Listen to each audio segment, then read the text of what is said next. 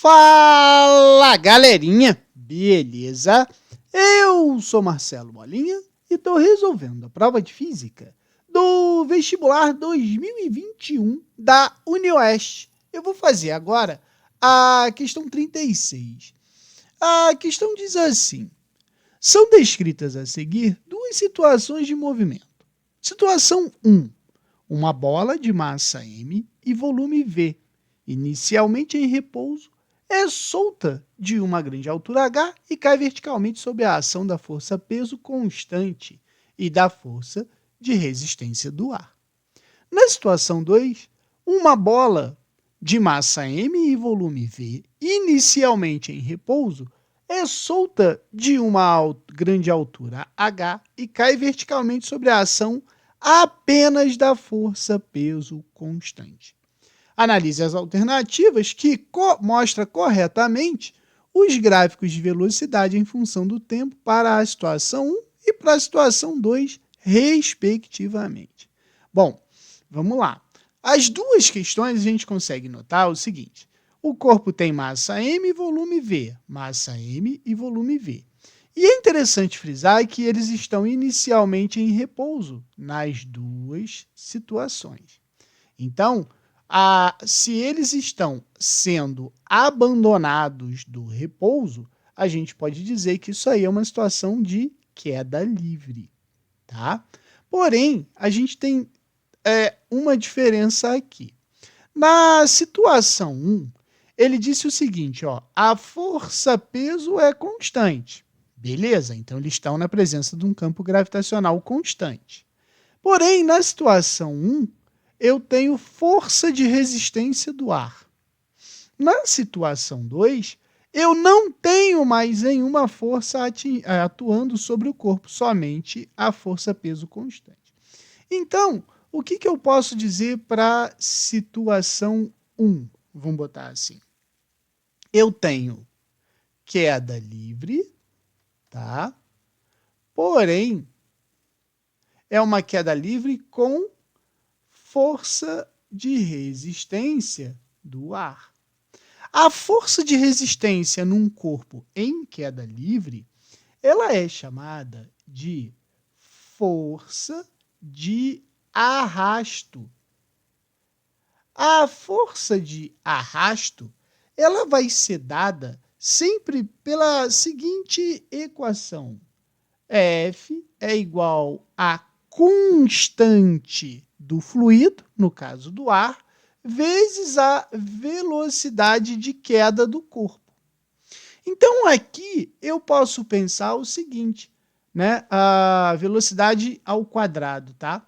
A gente pode pensar o seguinte: à medida que a velocidade vai aumentando, né? Se isso aqui é uma constante do fluido, né? Então esse valor aqui não vai mudar. À medida que a velocidade vai aumentando, a força de arrasto também vai aumentando. Então, eu posso analisar a minha situação da seguinte maneira. Imagine lá que eu tenha o solo e aqui em cima eu tenho o meu corpo, que vai ser abandonado com velocidade inicial zero, como ele disse aqui. Então, a gente pode dizer que esse aqui seria a minha altura, como o problema falou. E esse corpo, ele vai estar também somente influenciado pela força-peso. A gente sabe que à medida que esse cara vai caindo, né, a sua velocidade vai aumentando, certo? E aí, a gente pode ver o seguinte: se só a força-peso que atua nesse corpo, a força-peso ela vai ser sempre a mesma. Então, ela vai ter a mesma intensidade. Porém, a força de arrasto ela vai aumentar de acordo com o aumento da velocidade. Então, eu posso dizer que aqui em cima eu não tenho força de arrasto. À medida que eu ganho velocidade, a força de arrasto começa a surgir, né? Ela vai aumentando até eu chegar a um valor constante. Existe sim uma velocidade limite de queda.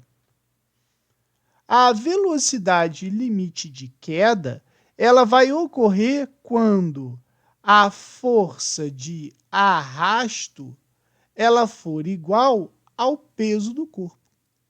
Nessa situação, a velocidade fica constante, o corpo não ganha mais velocidade.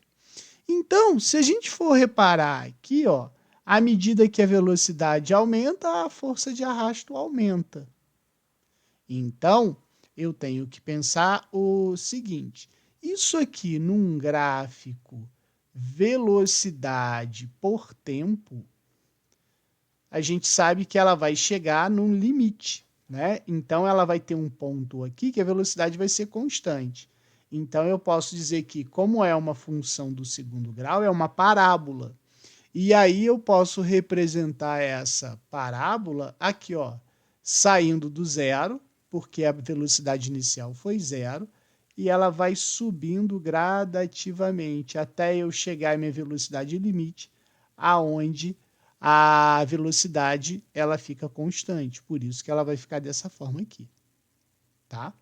Já a questão 2, a gente sabe o seguinte, que na situação 2, a gente tem simplesmente uma queda livre. Ele não vai se preocupar com o aumento da força de arrasto.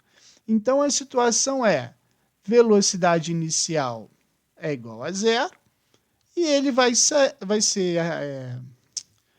solto, né, de uma determinada altura. Então, a gente sabe que à medida que ele vai caindo, a sua velocidade vai aumentando.